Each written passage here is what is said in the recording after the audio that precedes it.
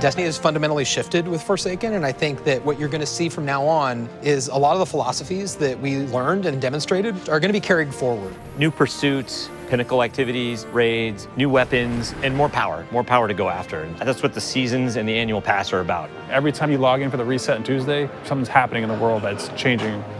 It's going to be like a little advent calendar where you're unwrapping the little gifts underneath the tree, not knowing exactly what's in them.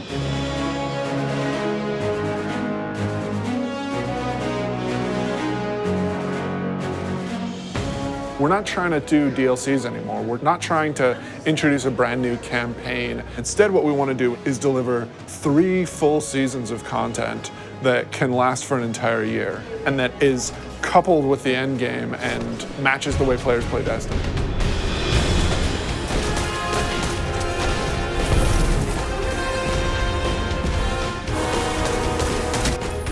We're taking a really different approach this time around. We're changing that paradigm a lot. We're changing because of the player feedback. We're changing because of the reception to Dreaming City. And we're changing because players want to be able to experience the game, not just in day one feast mode. They want that buffet to last throughout the year and give them reasons to keep coming back. For Forsaken, the quote was like, it's an end game with a campaign, not a campaign with an end game. And we are definitely like adding to the end game.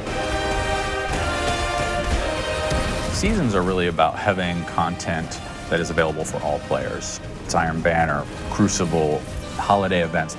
But Annual Pass is about having this additional layer of premium content on top of that. The most exciting Destiny is that kind of unexpected Destiny. That is so cool. They like open up portals.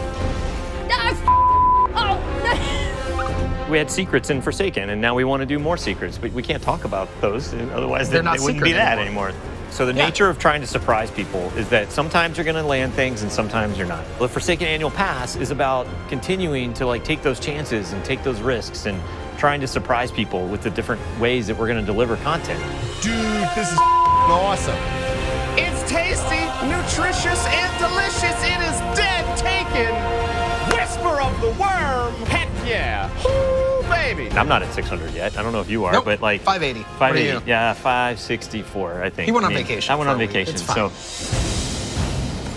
Every season, we are going to be raising the power cap by 50 for all Forsaken owners. They're still going to get new gear. They're going to get to raise their power to improve their Guardian. For the annual pass, we want to provide a new way for you to pursue the end game. So in Season of the Forge, that's going to be the new Black Armory forges and a new Horde mode-based experience.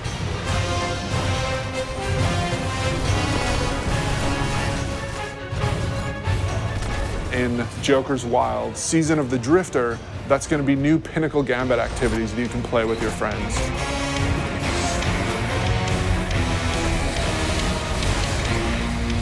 And then in Season 7, the focus is really on discovery and subversion and exciting new secrets that we can't wait for players to discover themselves. But the annual pass really starts going in earnest in December. That's going to be when you're going to discover the Black Armory. You are not welcome here, Guardian. Ada is representing the Black Armory, a faction that you've never heard of before. The Black Armory is all about mystery. They're all about being the ultimate weapon crafters. Ada has been keeping the secrets of the Black Armory since the Golden Age, trying to keep them away from Prying eyes of the Vanguard. keep them away from the prying eyes of the Vanguard. She doesn't really trust Guardians, but some of the secrets have been lost even to her.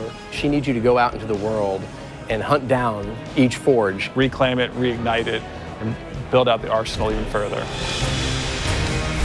You will have to push back waves of enemies so that you can actually get your components into the forge and manufacture your weapon yourself. You're the blacksmith, and you're forging those weapons. Yeah. Like sci-fi meets magic. We've heard players asking for matchmaking and activities. This new Forge activity delivers on that. We're trying to address the challenge with like Escalation Protocol and Blind Well, where we know you want to play with people, you want to matchmake with them, and so this is our first step into solving that problem. The Black Armory is these lost craftsmen who develop these special weapons that, from founders we haven't seen before, all coming from the Norse and Japanese and French family lines. There's 3 families that were involved in the Black Armory. You can definitely feel the theming in those weapons and the backstories and how they came to be and the roles that they perform. Izanagi's burden is the crazy sniper rifle, where you have a magazine of 4 rounds, and if you do the special reload, it actually crams all 4 bullets into a single round that does damage. That is brutal and will like totally compete with Whisper and Sleeper. It's a sniper rifle that can body shot an enemy. That's all I need to say. The bow is from the Frente family. It's beautiful. It feels a little thorny in the way it plays. If you like Thorn from Destiny 1, you're gonna love this bow. Jotun is the fusion rifle. Goes on your hand. It goes on your hand. It's the arm blaster, as it was affectionately referred to, and it fires a giant fireball slug that will set the ground on fire. And it follows you. And it will track you down and murder you. It knows where you live.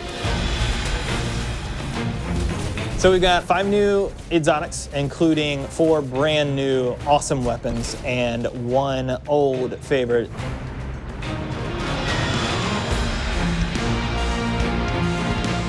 We have new legendaries, including the returning archetype of the machine gun.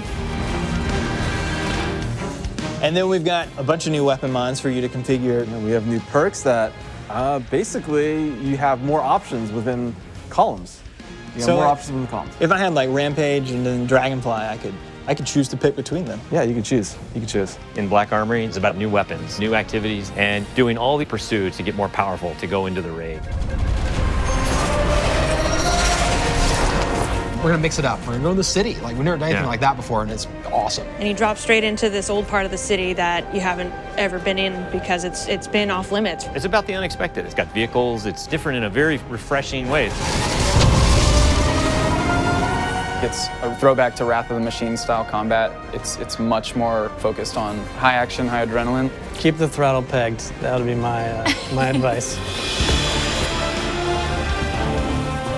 We really don't want to be a box product that you think of as being on a disc. We want to be a world that evolves and changes over time. Anytime you try something new, it's going to be uncomfortable, it's going to be scary, but we got to forge ahead. Like, the world's changing, games are changing, it's time to set a new course. Yeah. We don't want to play it safe. We want to take risks, and we want to have this annual pass explore some of these areas that we haven't done before. We think that started with Forsaken, and we liked what we did, and we want more of it.